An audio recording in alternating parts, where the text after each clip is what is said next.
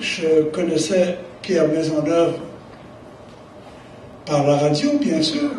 Nous nous étions rencontrés quelquefois, salués comme ça, cordialement, mais sans plus. Un bonjour, il me propose une série d'entretiens, et puis ça devait aboutir sur un livre. Alors, moi, la première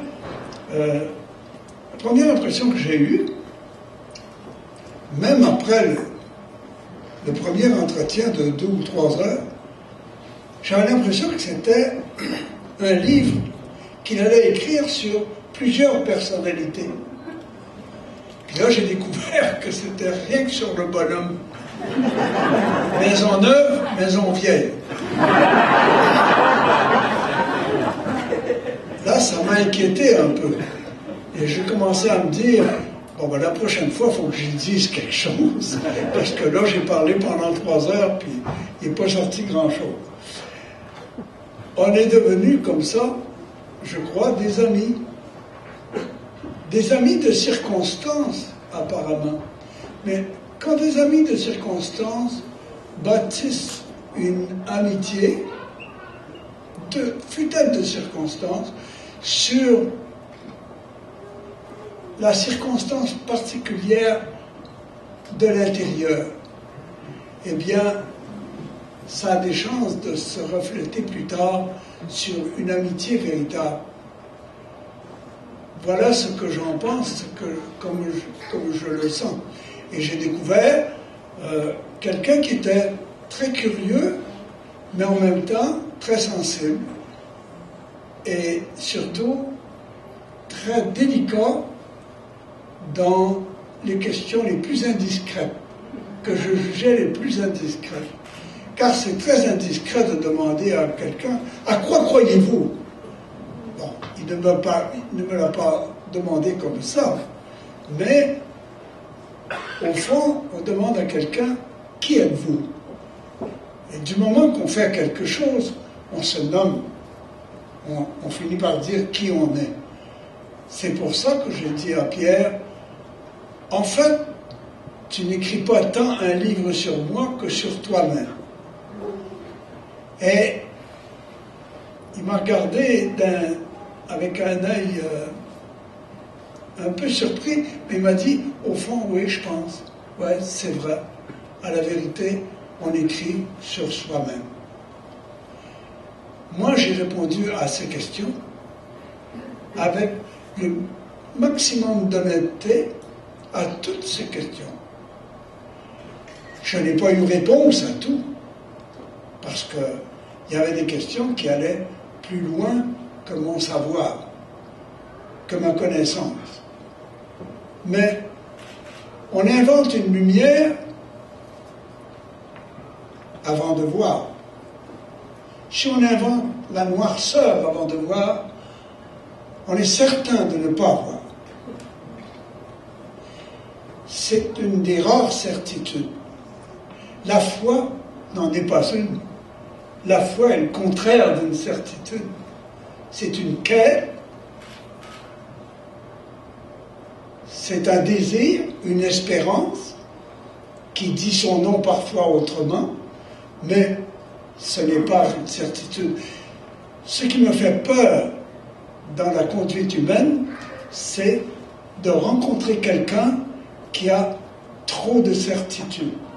Par exemple, la certitude d'être le seul à posséder la vérité, c'est effrayant. Donc, j'ai répondu de mon mieux,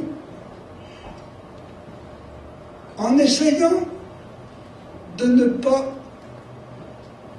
accepter de coupure ou de rupture avec mon passé, mon enfance, ce que je suis aujourd'hui et ce que je rêve d'être demain, celui de plus que moi que je m'efforce d'être. J'essaye de voir la vie, et c'est assez facile pour moi, en fait, parce que j'ai eu une enfance heureuse, riche. J'ai eu une enfance milliardaire à Natashquan. Et après ça, des études où j'ai été malheureux, mais un malheur de bonne aloi et de bonne santé.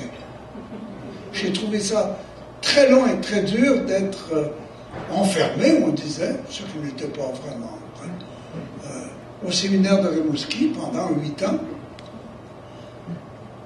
Moi, j'étais un peu plus enfermé que les autres parce que je n'allais pas chez moi aux fêtes, on n'avait pas les moyens et les avions non plus. Donc, j'ai passé 8 ans là à m'ennuyer,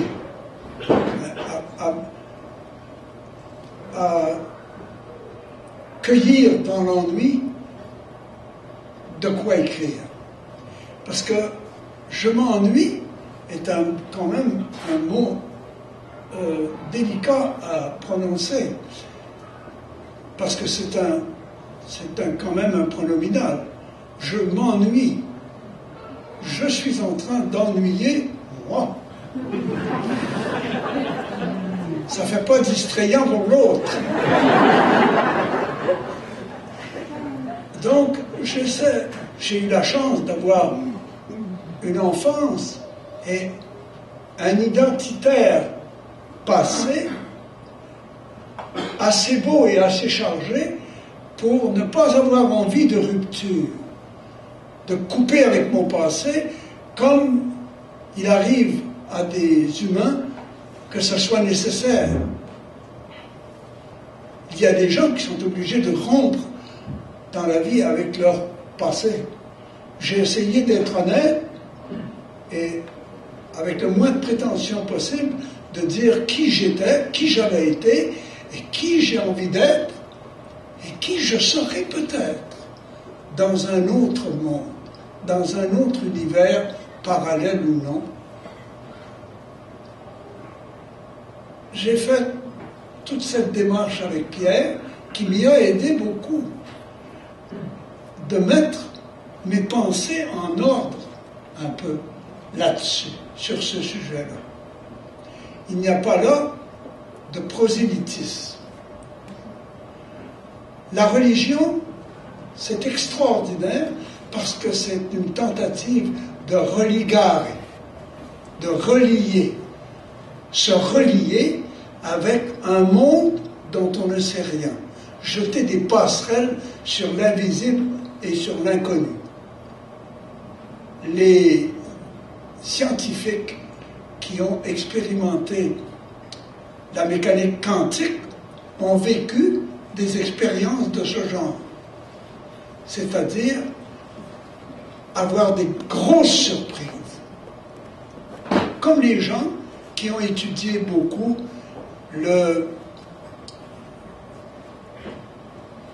ce qui arrive au cerveau humain après la mort. Il y a eu des grandes surprises. Il y a eu des naïvetés là-dedans.